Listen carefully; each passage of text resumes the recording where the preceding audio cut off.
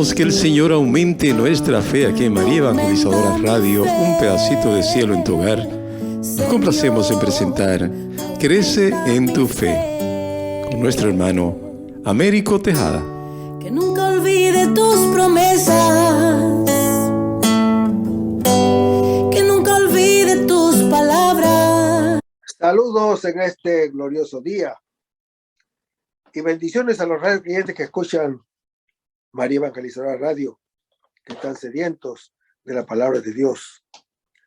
Les envía un saludo a su hermano Américo Tejada, de la parroquia San Simón Stack San José, que está localizada en el Bronx y pertenece a la Arquidiócesis de Nueva York. Estamos aquí todos los miércoles de 4 a 5 p.m. y los sábados de 9 a 10 a.m. hora de Nueva York. En este segmento de estudios bíblicos titulado Crece en tu fe, estamos estudiando el Evangelio según San Mateo. La palabra Evangelio, de procedencia griega, significa originalmente la buena noticia y se empleaba para designar la recompensa que se daba al portador de una buena nueva o el sacrificio de acción de gracias que se ofrecía por ella. El apóstol Mateo describe desde la Palestina para un público de judíos o de cristianos venidos del judaísmo. Luego, un público que conocía al dedillo el Antiguo Testamento y que vibraba de las expectaciones mesiánicas, porque en los orígenes de la iglesia primitiva, la regla de fe se encontraba en las enseñanzas orales de los apóstoles y de los primeros predicadores. Andando el tiempo, se sintió la urgencia de consignar por escrito las enseñanzas del maestro y los rasgos sobresalientes de su vida. Y eso fue lo que hizo el apóstol Mateo. Estamos en el capítulo 8 del Evangelio según San Mateo, pero antes vamos a comenzar con una oración y lo hacemos en el nombre del Padre, del Hijo y del Espíritu Santo. Señor, que todo lo que hagamos este día inicie con tu bendición y termine con tu ayuda. Que todo lo que digamos este día sea motivado por tu amor e inspirado por tu gracia. Que nuestras obras de este día reciban tu inspiración y perduren en tu paz. Todas estas cosas, Padre Celestial, te las pedimos en el dulce y poderoso nombre de tu Hijo Jesús, que vive en la unión del Espíritu Santo, quien es Dios, por los siglos de los siglos. Amén. Los créditos de estudios bíblicos son dados al Padre Felix Trux, al Padre Silvano Fausti, a la Biblia de Jerusalén y a la hermana Evelyn Morán y su ministerio de música. A los hermanos que viven en el Bronx, para invitarlos a nuestro ciclo de acción de la parroquia San Simón está San José, que está localizada en el 2191 Valentine Avenue, esquina calle 182, comenzando con la misa a las 7:30 p.m. todos los viernes por la noche. Decíamos que estábamos en el capítulo 8 del Evangelio según San Mateo y decíamos que el milagro está precedido de un diálogo que ilustra las características de la fe. Esta es la conciencia del mal que no cede ni a la desilusión de la importancia ni a la ilusión de la omnipotencia. Es humildad que no deprime, sino que se abre a lo imposible. Jesús, hermano que me escuchas, además de alabar la fe del pagano, reprocha a quien ha reducido la fe de Abraham a una simple bandera, a un talismán de salvación, a un fetiche en el cual se coloca la propia seguridad, sin abrir el corazón a Dios. La incredulidad de Israel, o mejor, de una parte de él, es profecía permanente para la iglesia. No basta permanecer en ella para entrar en el banquete, nos dice Mateo en su capítulo 13. Si fue cortado el olivo, con mayor razón será cortado el injerto del olivo. si no produce el fruto de la fe, como lo anuncia el apóstol Pablo en su epístola a los Romanos, capítulo 11. Hermanos, Jesús es la palabra de Dios viva y eficaz, nos dice Hebreo capítulo 4. Por eso sus palabras sobre el monte tienen la autoridad, nos dice Mateo capítulo 7. Esa es la autoridad de realizar lo que dice. La iglesia es descendencia de Abraham mediante la fe. Lo anuncia el apóstol Pablo en su epístola a los Gálatas, capítulo 3. Ella está constituida ante todo por judíos y luego por paganos y por todos los que creen en la palabra de Dios. Y leemos en el versículo 5 del capítulo 8 de Mateo, que dice: al entrar en Cafarnaúm, que es el lugar donde se ha dado comienzo a su actividad, dice que se le acercó un centurión. Este es un oficial subalterno que comanda la guarnición que controla Cafarnaúm, que es una ciudad de frontera. Es de origen pagano, al igual que el pagano Abraham entra en la historia de la salvación por su fe. Y en el versículo 6 se lee diciendo: Señor. Hermanos, no es solamente un título de cortesía. Jesús es el Señor, cuya palabra tiene la autoridad de Dios. La fe, hermano que me escuchas, antes de que cualquier acto nuestro, está en creer en la eficacia de su palabra a nuestro favor. Quien cree esto, acepta que Dios es su Padre. Es lo que hizo Abraham, a diferencia de Adán. Y seguimos leyendo la escritura.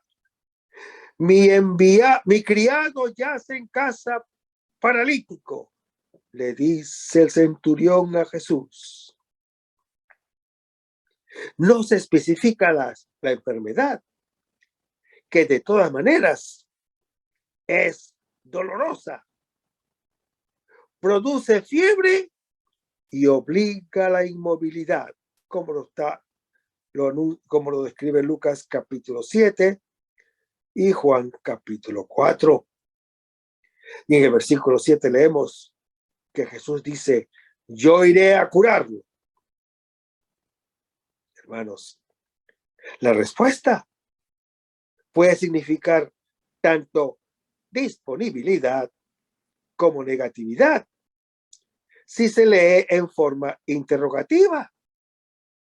En efecto, puede significar también: yo, que soy judío, tengo que ir a la casa de un pagano. La respuesta de Jesús a nuestra oración es siempre a la vez afirmativa y negativa. De nuestra fe depende que sea la una o la otra.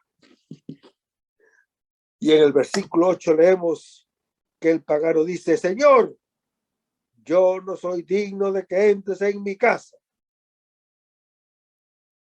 Son las palabras que repetimos antes de recibir su cuerpo en la misa.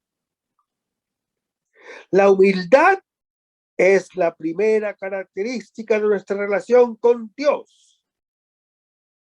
El centurión sabe que recibe como un don y no por mérito suyo. Cualquier título de mérito destruiría el don y a Dios mismo, que es don. Y el centurión dice: basta que lo diga de palabra y mi criado quedará sano. Hermanos, la falsa humildad de quien coloca la esperanza solo en sí mismo ante lo imposible se convierte en resignación o desesperación. La verdadera humildad ante las propias limitaciones se convierte en confianza y todo lo espera de Dios, como el hijo que todo lo espera de la madre. La fe siempre se refiere a la palabra del otro. Y en el versículo 9 leemos que el centurión dice: también yo soy subalterno, tengo soldados a mis órdenes. Hermanos, el centurión hace referencia a su experiencia como oficial subalterno, que obedece a la palabra y con ella da órdenes. Tiene una experiencia pasiva y activa de su poder. La palabra de Dios es viva y eficaz, más penetrante que una espada de doble filo. Lo anuncia Hebreos capítulo 4. Es como un soldado que cumple la voluntad de su comandante, como el esclavo que cumple las órdenes de su señor. No puede quedar sin efecto. Lo anuncia Isaías capítulo 55. Y en el versículo 10 dice que Jesús quedó admirado. La fe asombra al mismo Señor Jesús. Que el hombre crea es la hermosa sorpresa para él. Es una cosa grande nuestra libertad de decirle sí, en lugar de decirle no.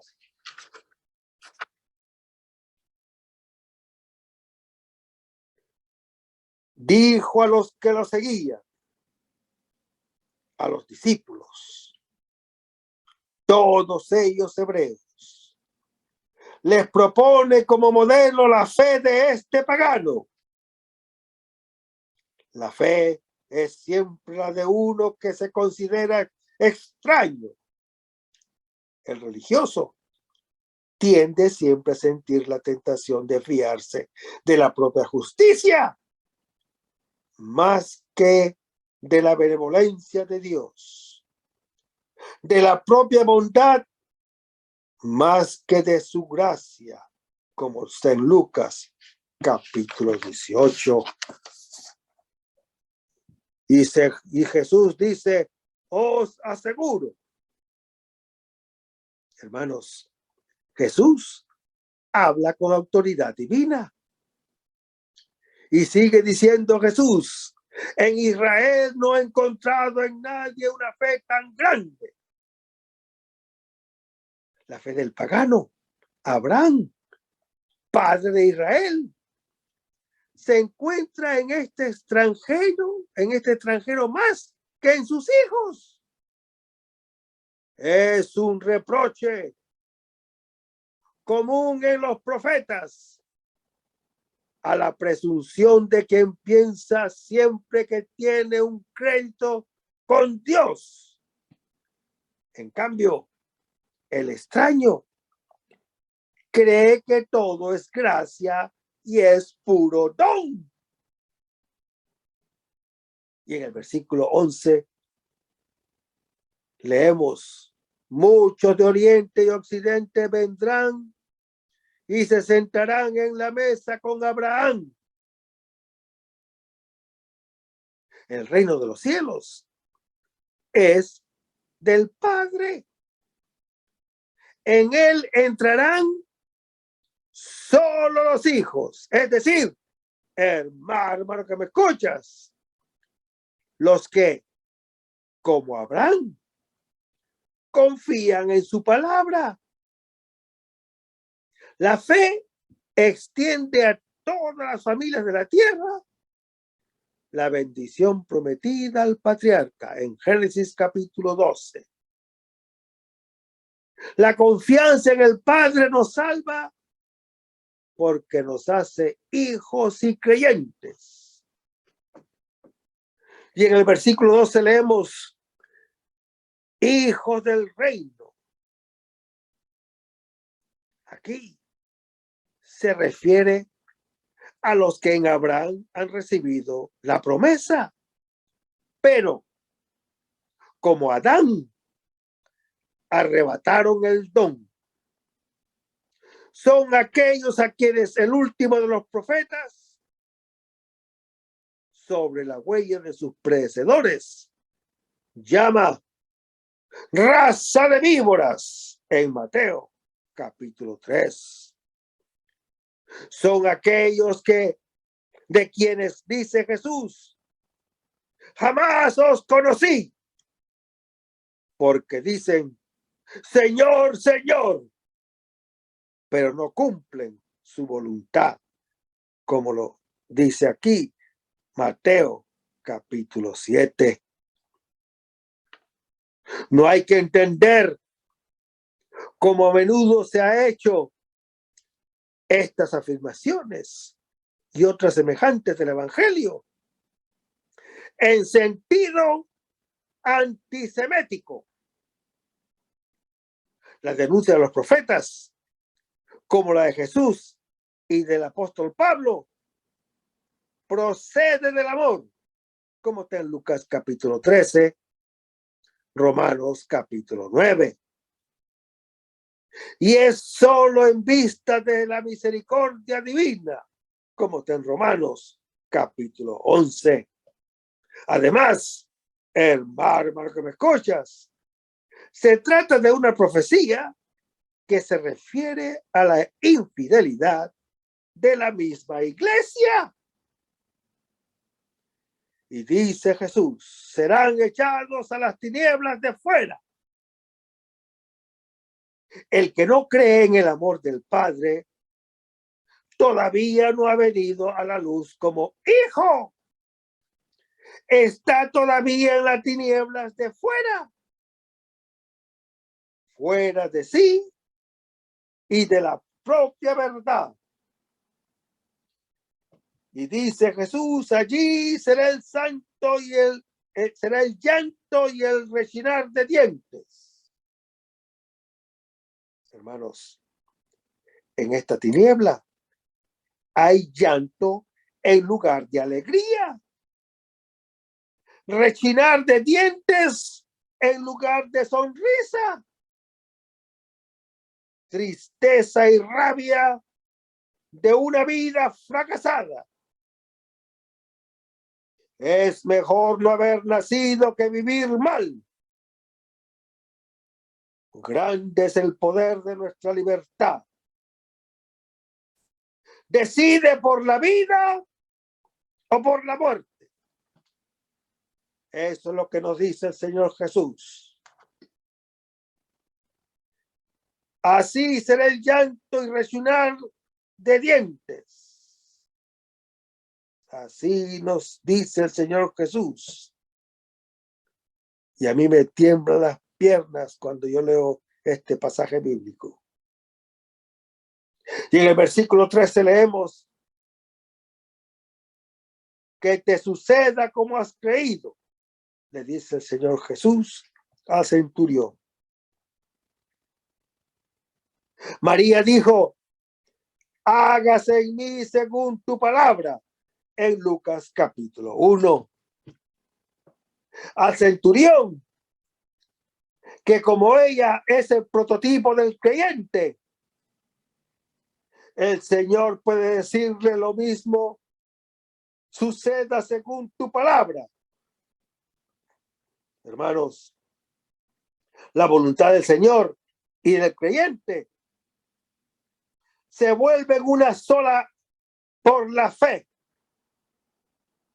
La criatura entra libremente en diálogo con su creador.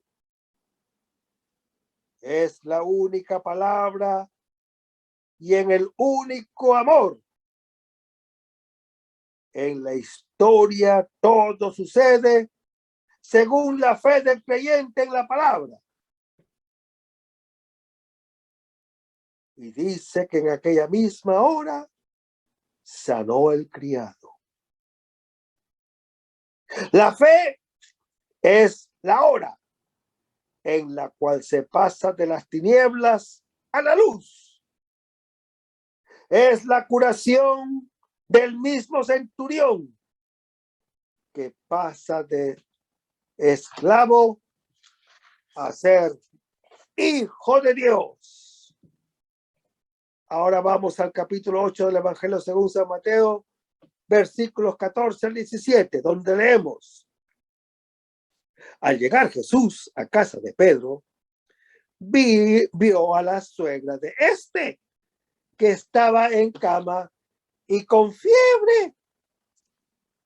Le tocó la mano y la fiebre la dejó, y se levantó y se puso a servirles. Al atardecer, le trajeron muchos endemoniados. Él expulsó a los espíritus con una palabra y curó a todos los enfermos, para que se cumpliera el oráculo del profeta Isaías. Él tomó nuestras flaquezas y cargó con nuestras enfermedades.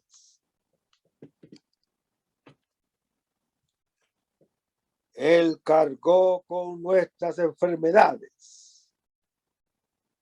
Con estas palabras, hermano que me escuchas, el cuarto canto del siervo de Yahvé, que está en Isaías 53, Mateo interpreta la actitud terapéutica de Jesús. Los milagros son señal del poder de Dios, pero su poder es la debilidad de la misericordia. Su impotencia de crucificado es la fuerza que hace el mundo nuevo. Fuente de su acción es su compadecer, y la compasión mata. Toda acción que no nace de aquí, no libera al hombre. Es solamente ejercicio del poder sobre él. El trozo se presenta en tres partes. La curación de la suegra de Pedro, que se pone a servirle.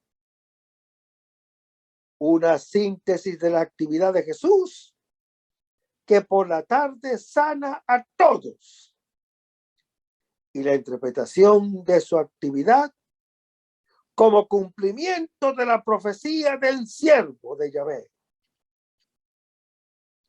El primer milagro, el del leproso, es la señal de la vida nueva que Jesús trae.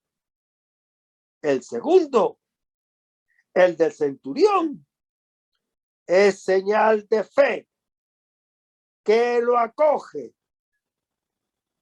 Este tercero, con la síntesis que sigue, muestra el origen y finalidad de los milagros. El servicio del siervo que nos hace capaces de servir es el tema del servicio, expresión concreta del amor, principio y fin de la actividad de Jesús. Él es el siervo de Yahvé, que nos sirve cargando sobre sí nuestro mal. Y nosotros, por nuestra parte, al ser servidos por él, como la suegra de Pedro. Llegamos a ser como él, capaces de servir. Cuando nos dice, amaos como yo os he amado. En Juan capítulo 13. Es el mandamiento nuevo de Jesús. El don del Espíritu del Hijo nos regala la posibilidad de hacer a los otros lo que quisiéramos que los otros hagan a nosotros. Esta es la ley mosaica y los profetas.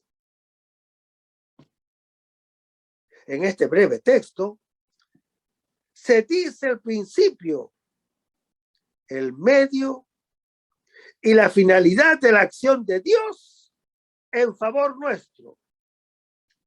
El principio es el mismo, que es amor, que es compasión y que es servicio. La finalidad es hacernos como Él, capaces de servir. El medio es el servicio de Jesús. Por consiguiente, hermano que me escuchas, el servicio es principio, medio y fin de todo milagro que nos hace semejantes a Él, libres para servir y amar. Este es el mundo nuevo que Jesús nos trae. Jesús, hermano que me escuchas, el Hijo de Dios igual al Padre, ha venido a liberar nuestra capacidad de amar y servir con el servicio de su cruz, donde todo queda cumplido, como lo anuncia Juan, capítulo 19. La iglesia está representada en la suegra de Pedro. Sirve porque es servida. Ama porque es amada. Se deja lavar los pies de Jesús y así tiene parte con él. Lo anuncia Juan, capítulo 13. Y en el versículo 14 leemos, al llegar Jesús a casa de Pedro, hermanos, estamos en Cafarnaúm, en donde Jesús ha venido a habitar desde el comienzo. Este quedará como el punto de referencia de su ministerio hasta su último viaje a Jerusalén, como está descrito en Juan capítulo 19. La casa donde se vive como hijos y como hermanos es imagen de la iglesia. En ella nosotros somos como la suegra de Pedro, inmovilizados por la fiebre, incapaces de servir a los otros y necesitados de ser servidos. Y dice que Jesús vio. La iniciativa es de Jesús, que ve la necesidad e interviene. El Señor ve y provee. Y leemos que la suegra de este, que es Pedro, era casado al lado de Pablo, que ha elegido el celibato por el reino, como está en 1 Corintios capítulo 7, y también se lee en Mateo capítulo 19. Existe también aquí, o existe también quien está cansado o testimonia el reino en el matrimonio. con ese amor y esa fidelidad que existía al principio en el designio de Dios. Y dice la Escritura que la suegra de Pedro estaba en cama y con fiebre. Existen muchas fiebres que obligan al enfermo a estar en el lecho y sirven para hacerse servir en la casa de Pedro. Así como por el camino se discute siempre acerca de quién es el más grande, acerca de quién debe dominar, como está en Mateo capítulo 18. Todos somos pecadores, privados de la gloria de Dios, nos dice Romanos capítulo 3. Ninguno sabe amar y servir gratuitamente. Todos queremos ser amados y servidos gratuitamente. Y dice en el versículo 15 que Jesús le tocó la mano. Hermanos, tocó al leproso para darle vida nueva.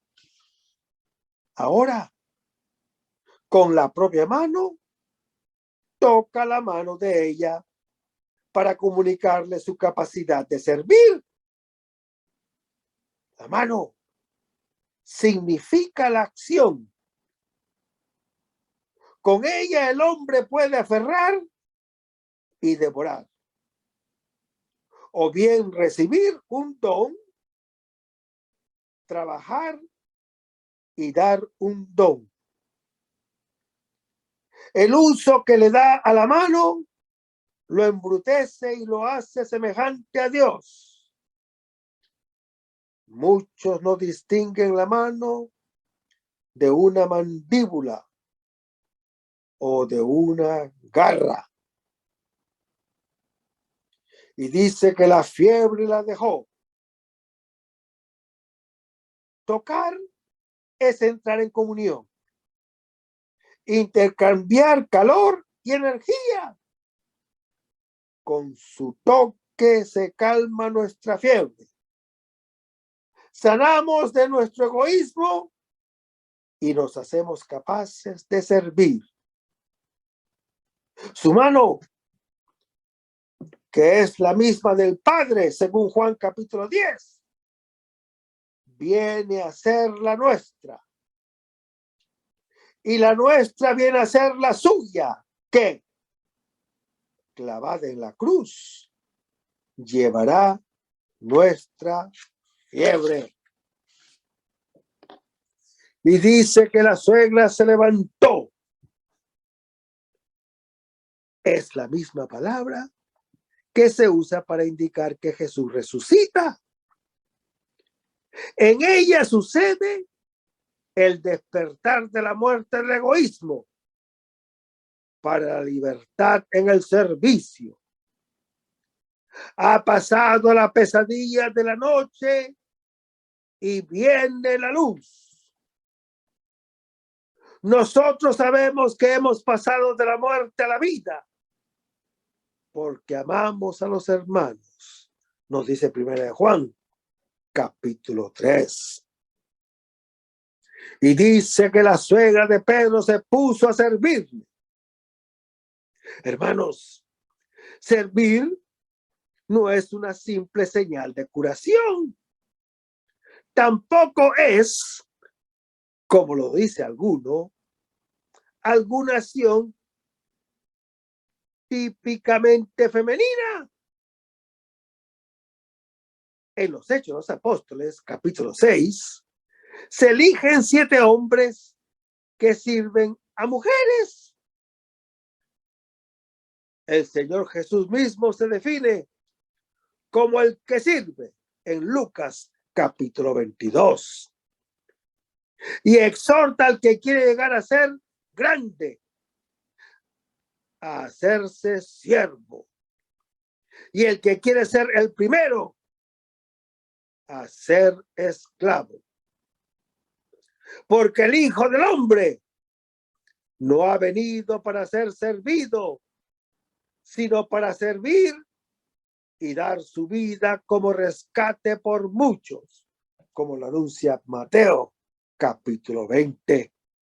En efecto, hermano que me escuchas, servir es la expresión concreta del amor, que se realiza no tanto con las palabras, como con los hechos y en verdad. Nos dice Primera de Juan, capítulo 3. Hermanos, servir es la cualidad más profunda de ese Dios que es puro amor. Nos dice Primera de Juan, capítulo 4. Jesús, al lavar los pies, revela la gloria, su esencia como hijo de Dios igual al Padre. Nos dice Juan, capítulo 13. Dios no es amo, sino siervo de sus criaturas, como una madre está al servicio de sus hijos. La cruz, hermano que me escuchas, donde el Señor coloca su vida al servicio de todos, es la distancia infinita entre Dios y todos los ídolos. A diferencia de ellos, que exigen la vida y dan la muerte, Él sirve y da vida. Por eso, el símbolo del mesianismo de Jesús es el borrico, animal humilde para el servicio, como está en Mateo, capítulo 21. En la casa de Pedro, solo una persona por ahora es sanada. No es Pedro ni ninguno de los apóstoles tan importantes. Es una mujer enferma, anciana y suegra. Será seguida por una multitud de quienes tendrán la misma experiencia para aprender a estar en la casa como aquel que sirve. Esta mujer es la primera obra cumplida, perfecta, que el Señor hace. Es la humanidad nueva, prototipo a imagen del Hijo de Dios y siervo, a quien los otros están llamados a imitar. Hermanos, la suegra de Pedro es nuestro modelo. Es ella. Y todos los que son como ella, los que llevan adelante a la iglesia y en el mundo la historia de la salvación. Lo que importa a los ojos de Dios no es el fuerte, no es el estimado, no es el sabio, sino el débil, el despreciado y el necio. A él le corresponde el privilegio de ser el último como su Señor. Se ve obligado a servir como Él. Dios realiza su reino sirviéndose de lo que es nada para reducir a la nada las cosas que son. Lo dice el apóstol Pablo en su primera epístola a los Corintios, capítulo 1.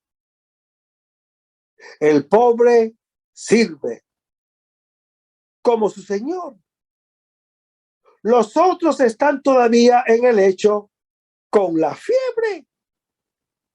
Y mientras más poderosos son, más fuerte es la fiebre que acalora su cerebro.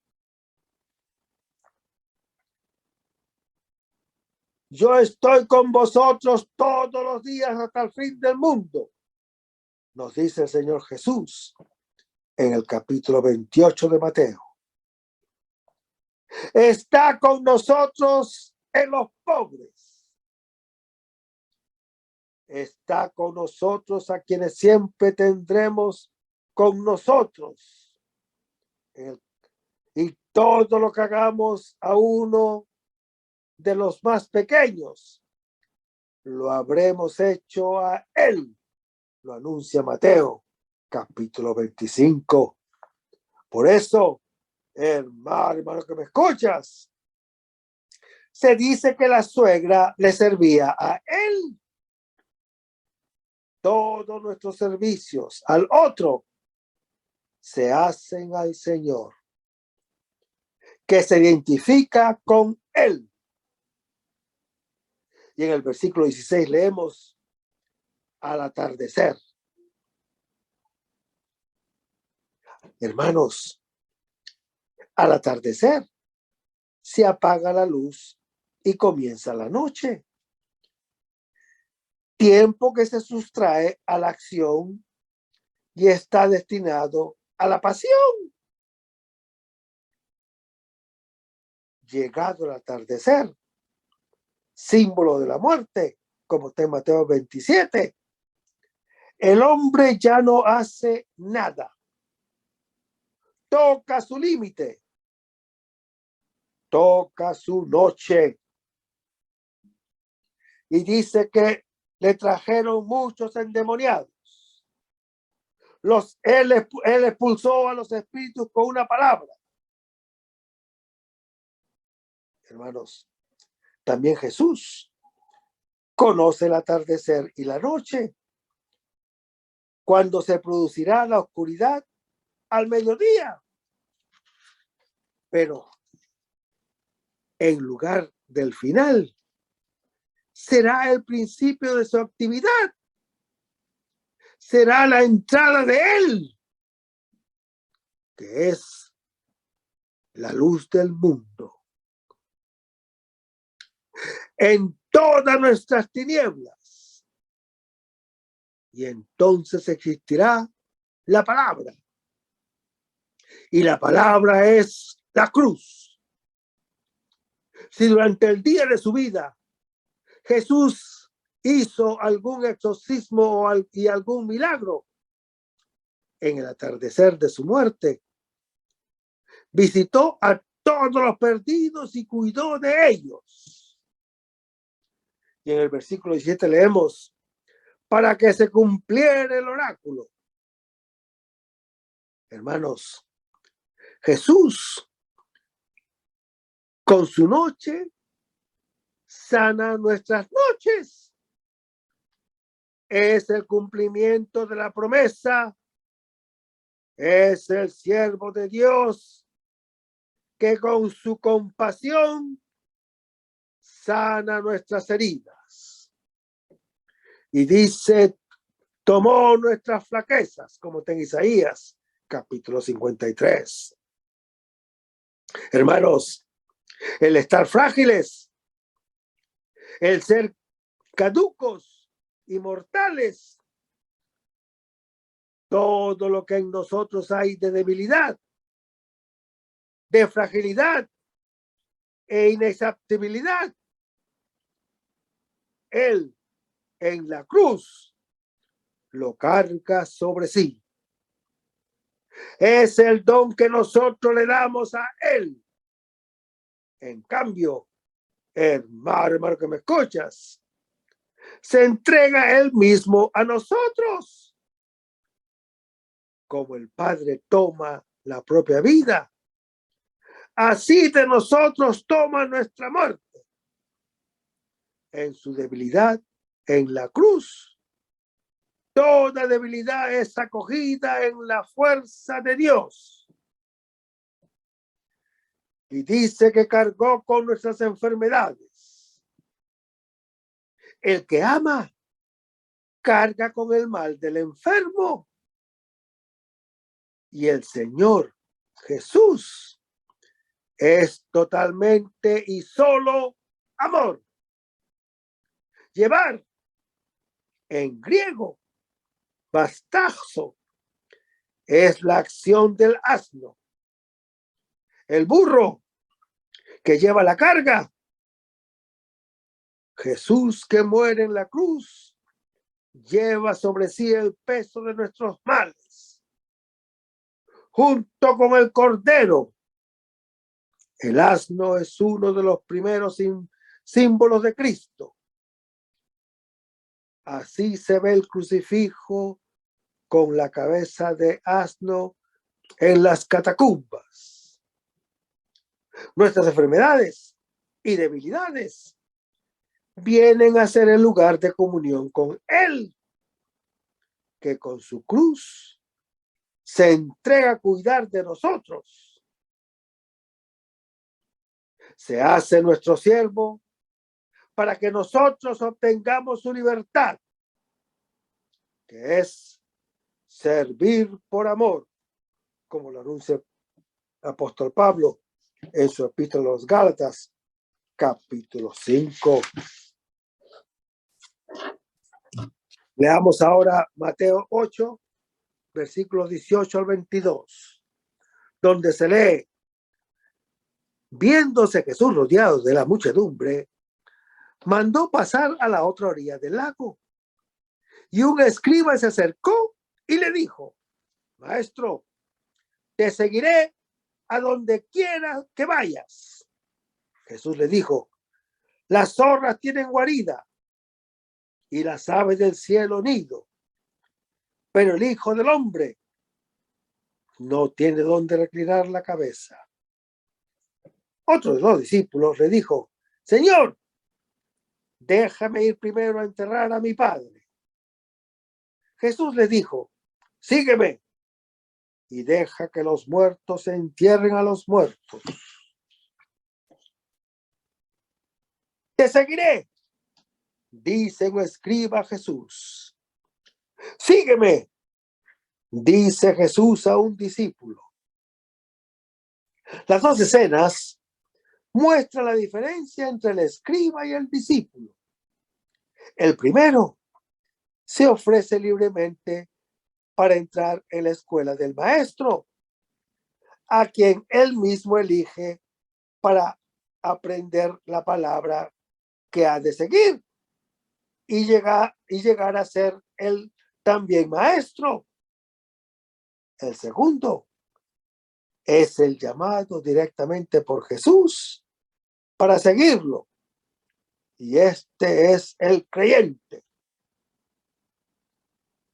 Jesús no es el maestro, sino la misma palabra que viene antes de todo. Lo que para el escriba es Dios y su ley mosaica, para el discípulo es Jesús y su camino. El único tesoro, el único afecto de su vida. El apóstol Mateo es un escriba que se ha convertido en discípulo. Ha encontrado la novedad absoluta. Ha encontrado el tesoro. Ha encontrado la perla preciosa. Y con alegría vende todo para poseerla, como está en Mateo capítulo 13. El tema del trozo es seguir a Jesús. Los tres milagros anteriores nos muestran lo que obra en nosotros su palabra. Todo esto se realiza al seguirlo. La fe en su palabra nos libera de la lepra y nos hace capaces de recorrer su mismo camino de servicio a los hermanos. Solo quien lo sigue llega a la otra orilla. Lleva hasta su cumplimiento la travesía que todos debemos realizar. De lo contrario, naufraga. Al llegar a este punto, el lector está llamado a superarse doblemente. Como escriba, es llamado a ser discípulo, invirtiéndolo todo en aquel que no solo es el maestro, sino que es el Señor. Y como discípulo, está llamado a superar toda veleidad para amarlo a Él con todo el corazón, con toda el alma y con toda la mente, como lo anuncia Deuteronomio capítulo 6. Esta es la vida, el don que Él le ofrece a su creyente, como lo anuncia Deuteronomio capítulo 30. Hermanos, Jesús es el Señor. La iglesia lo reconoce como único bien y lo vive como su amor primero y único. Y en el versículo 18 leemos: viéndose Jesús rodeado de la muchedumbre, mandó pasar a la otra orilla. Hermanos, el Señor Jesús manda pasar a la otra orilla. ¿Se dirige a toda la muchedumbre o solo a los discípulos pasar a la otra orilla? Venciendo el mar que devora, el mal que devasta, el pecado que paraliza, la enfermedad y la muerte que domina soberana. Es el deseo destino de todo hombre. Por eso, busca maestros o señores entre los que le prometen ayuda en esta travesía difícil y aún imposible. Y en el versículo 19 leemos que un escriba le dijo: maestro, todavía no es el discípulo de Jesús. Este es para él un maestro, no la misma palabra. El Señor a quien hay que servir. Te seguiré, dice este escriba. Hermanos, el escriba escoge por su iniciativa al maestro, a quien va a seguir para aprender la palabra y llegar a ser también el maestro. En cambio, Jesús dice: no me habéis elegido vosotros a mí, sino que yo os he elegido a vosotros, en Juan capítulo 15. Y uno solo es vuestro maestro, en Mateo capítulo 23.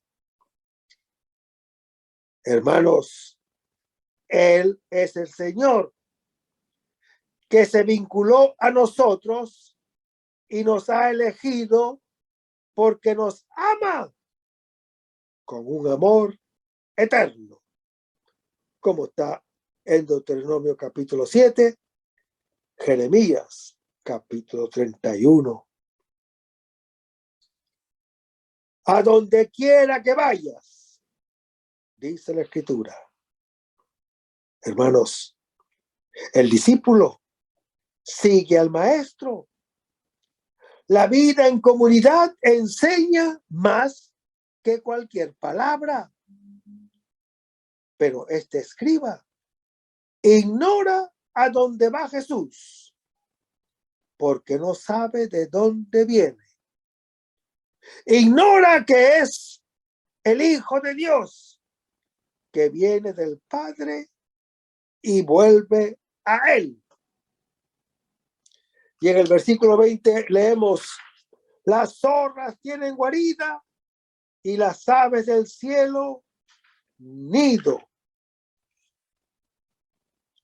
Hermanos, guarida y nido son el lugar de donde cada uno viene.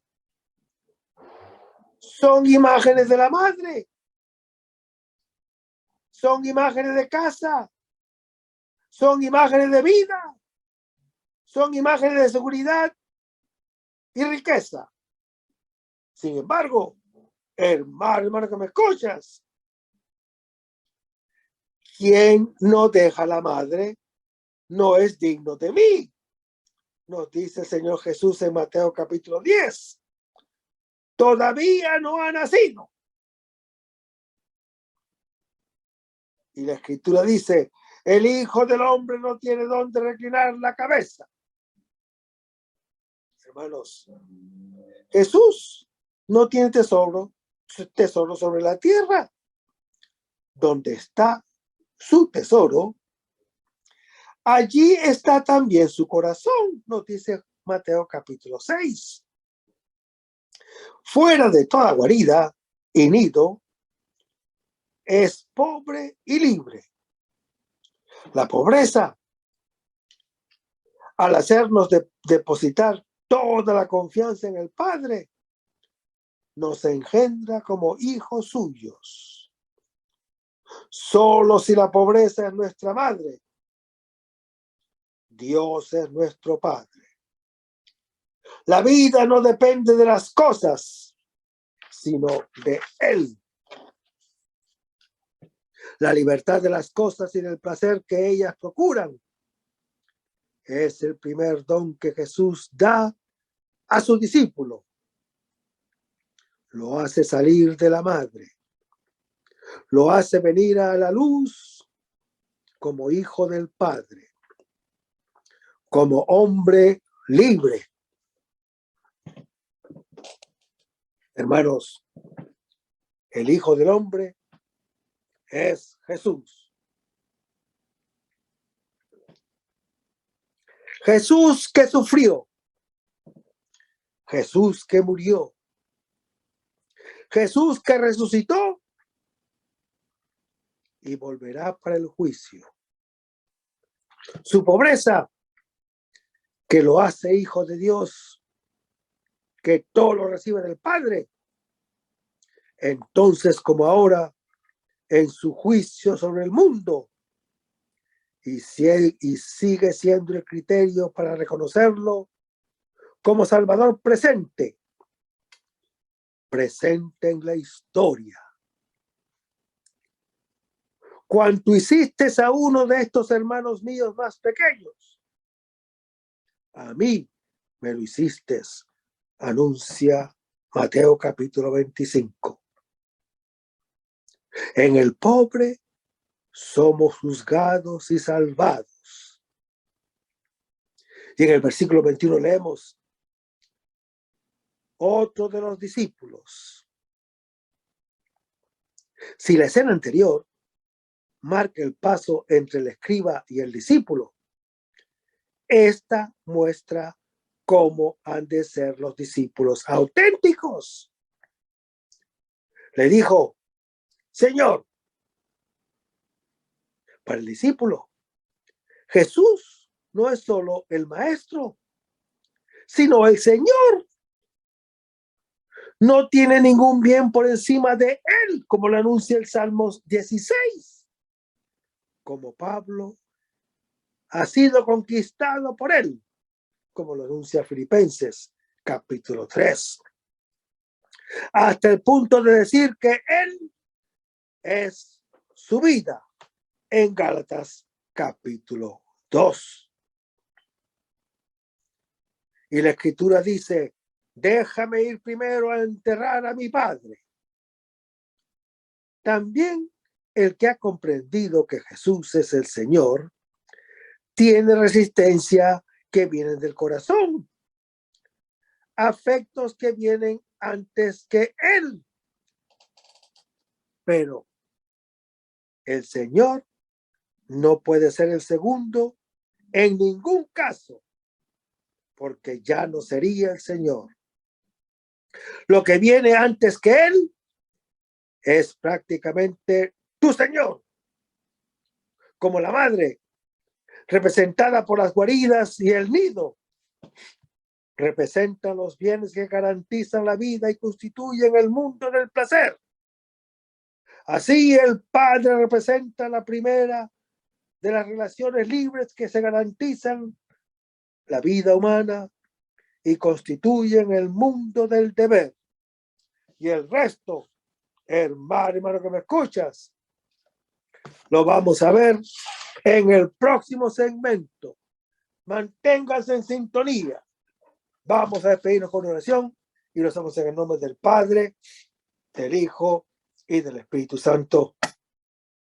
Señor Jesús, ayúdanos a conservar el fervor espiritual, la dulce y confortable alegría de evangelizar, incluso cuando hay que sembrar entre lágrimas, como Juan el Bautista, como lo hicieron los apóstoles Pedro y Pablo y los otros apóstoles, y también esa gran multitud de evangelizadores que se han sucedido a lo largo de la historia de la Iglesia Católica, con un ímpetu interior que nada ni nadie sea capaz de extinguir. Señor Jesús, que sea esta la mayor alegría de nuestras vidas entregadas al Evangelio. Y ojalá que el mundo actual pueda así recibir la buena nueva de tu Evangelio, porque tenemos la tarea de anunciar el reino de Dios y de implantar tu iglesia en este mundo que todavía no te conocen. Todas estas cosas, Padre Celestial, te las pedimos en el dulce y poderoso nombre de tu Hijo Jesús, que vive y reina en unión del Espíritu Santo, quien es Dios, por los siglos de los siglos. Amén. Que el Señor nos bendiga. Hasta el próximo segmento.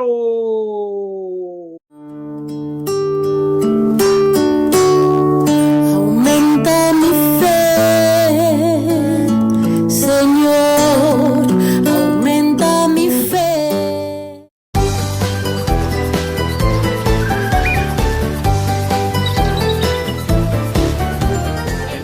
María Evangelizadora Radio. Un pedacito de cielo en tu hogar. Evangelizando para el mundo. 100% católica. Tía, yo estoy aprendiendo.